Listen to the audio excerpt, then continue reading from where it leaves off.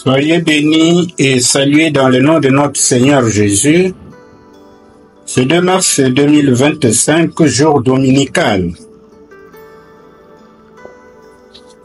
Le texte qui est soumis à notre méditation et à notre prière est le psaume 92.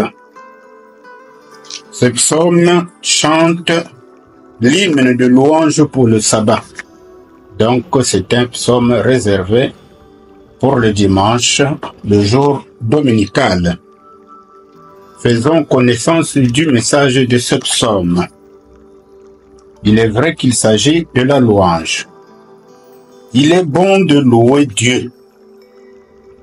Ce psaume est à chanter le jour du sabbat, le jour du repos du peuple de Dieu qui célèbre le repos de la création, ce que nous dit le verset 1. Aujourd'hui, nos cultes commencent par des chants de louange et se clôturent par des chants d'action de grâce. Pour certaines églises, c'est l'enseignement de la parole est au centre du culte. Pour d'autres, c'est la liturgie de la parole et la liturgie eucharistique le centre. Et cette célébration prend le nom de messe. Et en l'occurrence, c'est l'Église catholique qui parle de messe parce qu'il y a deux parties, la liturgie de la parole et la liturgie eucharistique dans leur célébration. Culte tout court ou messe, l'important c'est la louange, l'adoration, l'écoute de la parole, l'action de grâce, qui nous permettent d'être en présence de Dieu pour nous communiquer le feu du Saint-Esprit comme de charbon ardent dans un foyer. Cet hymne de louange a un regard en arrière au sabbat de la création et comme une anticipation au jour du sabbat de Jésus, jour de sa résurrection, mais également un regard au sabbat éternel, un sabbat à venir. Par ailleurs, ce poème dénonce l'ennemi de Dieu qui périra à cause de sa méchanceté. Et il n'oublie pas que le juste prospérera grâce à sa fidélité aux lois de Dieu. Alors, pour bien cerner le message de ce psaume, le psaume 92, eh bien, il y a deux points essentiels pour ce psaume qui sont les deux strophes. La première strophe qui va du verset 2 au verset 10 fait la louange de Dieu pour son amour et ses œuvres, mais aussi son jugement sur les méchants. La deuxième strophe qui va du verset 11 au verset 16 fait la louange de Dieu parce qu'il élève le juste. Alors la louange de Dieu pour son amour et ses œuvres, mais aussi son jugement sur les méchants. Il plaît à Dieu de voir ses enfants le louer et l'adorer. Mais ce qui lui est vraiment agréable, c'est quand ceux qui le vénèrent ont un cœur humilié, brisé. La louange et l'adoration célèbrent Dieu et l'exaltent. Elles doivent avoir une place de choix dans nos prières d'assemblée et nos prières individuelles. Pourquoi célébrer Dieu en tout temps? C'est la question que nous pouvons nous poser. Eh bien, Dieu mérite d'être magnifié pour ses œuvres grandioses. Il s'agit des œuvres de la création et celles qu'il continue à réaliser au milieu de son peuple, en le rachetant de la malédiction causée par le péché. Mais aussi son exaltation résulte de la destruction des méchants qui, malgré leur prospérité, ont une vie qui ne dure pas éternellement. Dieu reste souverain et juste dans ce qu'il fait. Alors, ça, c'était le message de la première strophe.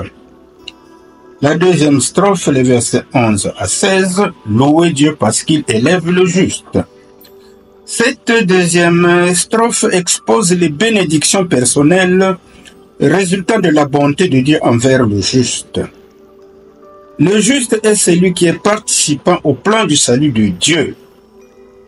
En adorant le Seigneur, il prend conscience qu'il est au service de Dieu et qu'il n'est plus un simple observateur de la grâce et des jugements des méchants, car Dieu le remplit de force et de dynamisme. La métaphore de la force du buffle et de la corne qui sert à l'onction d'huile, utilisée par les psalmistes ici, illustre la force et le zèle du serviteur pour mener une activité triomphante. L'image du palmier et du cèdre, arbre luxuriant qui pousse dans la maison de Dieu, est le symbole d'une productivité constante que doit refléter le juste. Le juste doit rester dévoué et attaché au service du salut, en proclamant la droiture et la justice de Dieu. Bon, voilà, mes bien-aimés, le message de ce poème qu'il nous faut chanter le jour de dimanche. Eh bien, il y a une invitation pour nos lecteurs. Il nous faut louer Dieu en tout temps. Notre vie doit être une vie de louange, de contemplation et d'adoration. Louer et adorer Dieu pour nous avoir fait de son Fils, pour nous avoir fait don de son Fils qui nous a obtenu le salut par son sacrifice sur la croix. Donc, nous avons à louer et adorer Dieu, car Dieu nous a fait don de son Fils, par le sacrifice de ce dernier sur la croix, pour obtenir notre rédemption. Allez, par la repentance et la conversion, nous avons désormais accès à la présence de Dieu. Alors, c'est nécessaire de se convertir pour que nous puissions avoir accès à la présence de Dieu. Jésus-Christ est donc notre passerelle pour accéder au Père. Gloire et louange au Fils de Dieu. Voilà. Une fois que nous avons pris connaissance du message de ce psaume, prions-le maintenant avec les paroles de la Bible des peuples. Alors, nous allons prier. Il est bon de louer le Seigneur et de célébrer ton nom, Dieu très haut. De rappeler tes faveurs au matin et ta fidélité au long de la nuit, avec la lyre et la cithare, sur un fond de harpe. Tu as agi, Seigneur, et j'en suis tout joyeux. À voir les œuvres de tes mains, je m'écrie. Que tes œuvres sont grandes, Seigneur, et tes pensées qu'elles sont profondes. Les esprits bornés n'en savent rien. L'homme sans cervelle ne peut pas comprendre. Si les méchants poussent comme l'herbe, si les malfaisants prospèrent, c'est pour être détruits à jamais. Alors que toi, Seigneur, tu domines pour toujours. Il vient un temps où tes ennemis périssent, où tous les malfaisants se dispersent. Mais à moi, tu me donnes l'assurance du buffle. Tu m'as fait le massage aux huiles de vigueur. Et je regarde de haut mes adversaires. J'écoute sans plus ces criminels. Le juste se lève comme le palmier. Il émerge comme le cèdre du Liban. Ceux qui sont plantés dans la maison du Seigneur fleuriront dans les parterres de notre Dieu. Dans la vieillesse encore, ils porteront du fruit. Ils seront verts et vigoureux. Ils pourront redire que le Seigneur est juste. Il est mon rocher. Lui est sans faille. Amen. Voilà ce merveilleux psaume de louange. Prenons parfois quelque temps pour louer notre Dieu en nous appuyant sur certains psaumes comme celui-ci, qui est un psaume de louange.